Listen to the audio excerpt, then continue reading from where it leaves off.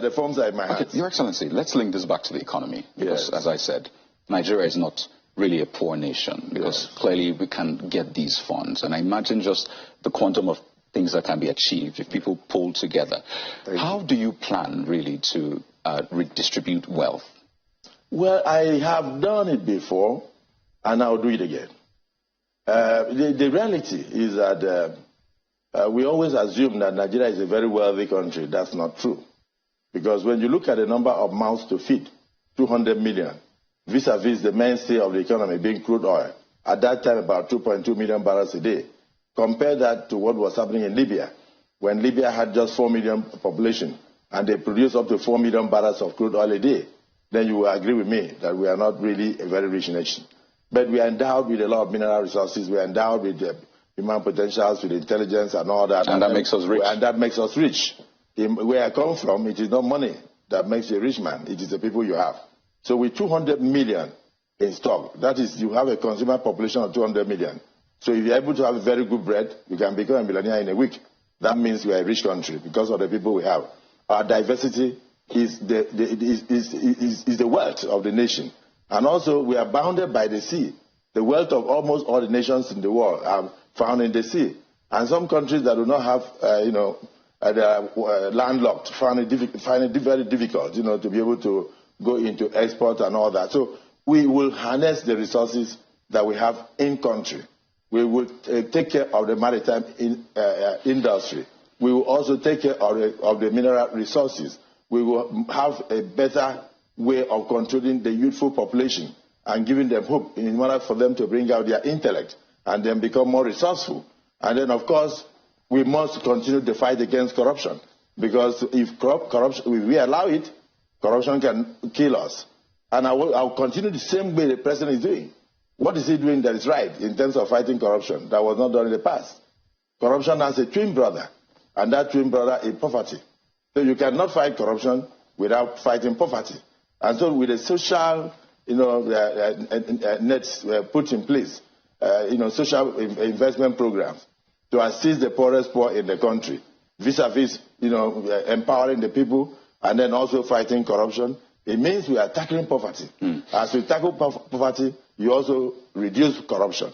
And because corruption deepens poverty, while poverty leads to corruption. So, in a way, I believe strongly that, yes, the economy may be what it is today, but don't forget there are a lot of factors that brought us to where we are.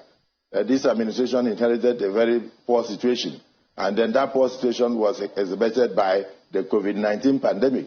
Almost all over the world, it has been very difficult. In some countries, you even have people lining up for a handout. We should praise this current administration. So it's 2 years of lockdown, more or less, from 2020. It's not been easy for the whole world. Things came almost to a halt economically. But Senator, we are doing well. COVID came in 2020. 2020, just 2019, really. That's I bet it arrived in Nigeria officially. Yeah, we declared our lockdowns in March, essentially. So 2020. Yes, and this administration had 4 years, at first 2015 to 2019, and that was in the second year of this administration. So, there will still be questions about just how much COVID impacted, but let's still tie this back, because, these are some of the things you will hear candidates or aspirants this time around say.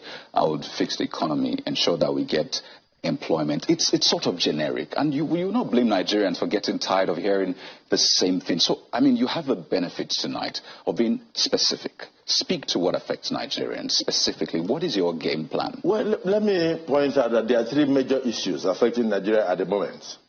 The first issue is insecurity. The second issue is that of unity, what I may call national integration.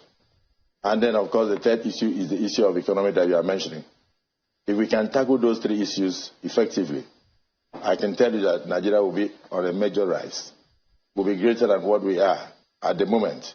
And then I want to also let you know that some countries like Indonesia and others have managed their economy so poorly, so badly, and the effect on the people are amazingly terrible.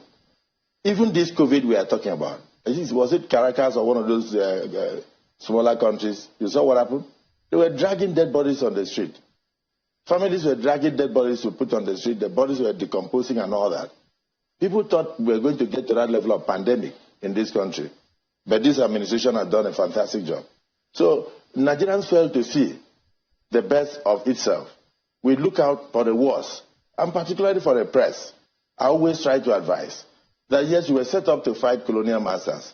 The colonial masters have since gone. The press was set up to fight colonial masters? Of course, that was the essence of the press at that time. West African pilot, all of them. Dr. Nnamdi Azikiwe, Enahoro, all of them that was more or less the agenda. Senator to pursue the colonial masters, you have worked not with the to press. Inform the people. No, there are no colonial masters anymore. So that's the point. The job of the press is to inform, to educate, and set the agenda. You must look out for the best in any administration.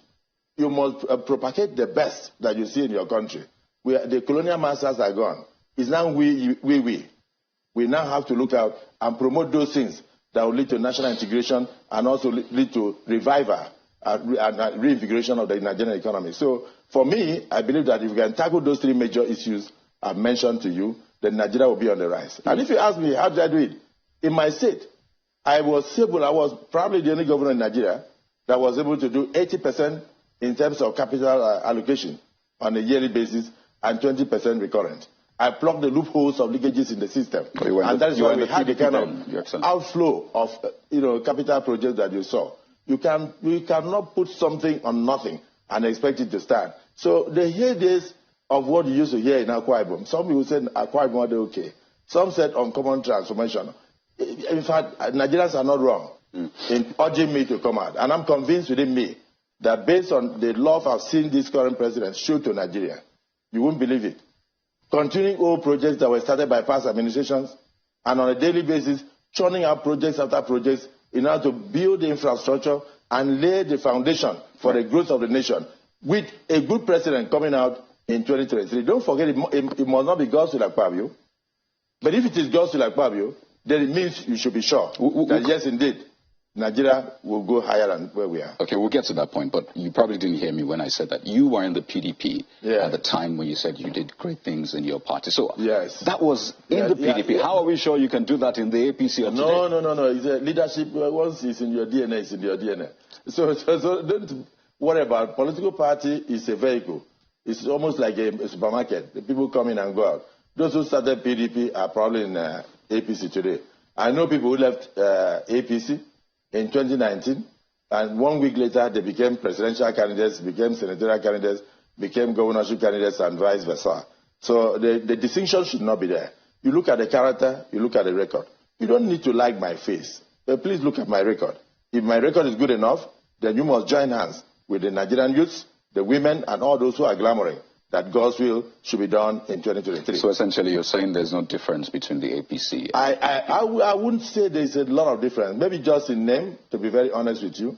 In my personal opinion, yes, this side is much more progressive, and we thought the other side were capitalists. But when you have a lot of capitalists coming into the APC, are you going to say that APC is still the same again? So for me, I think that the only difference is that one is in power and one is in opposition. But even when I was in opposition, I pointed out that you have to engage in constructive opposition. You must have the interests of Nigeria at heart. The only political party I like to belong is Nigeria. And my agenda is Nigeria. And that's why I'm running for the presidency of this country. So tomorrow you can go back to the PDP, whichever works. I won't be able to go back to the PDP personally. But I'm not one of those who will say that if I go back, I will die. I don't know how they put it. They said, should I go back? I will commit suicide. I'm not one of those people. But for me, this is my last bus stop. I'm not, if events force me to join the party, number one, I saw the sincerity of Mr. President. I saw his efforts when I was in National Assembly. I also saw the efforts of people who assisted to bring him into power, attempting to abandon him and attempting to derail him. And I said, no, this cannot happen because you have to think Nigerian. You mustn't continue to think of your personal interest alone. Whether you're happy or not with the people in government, you must think of Nigeria.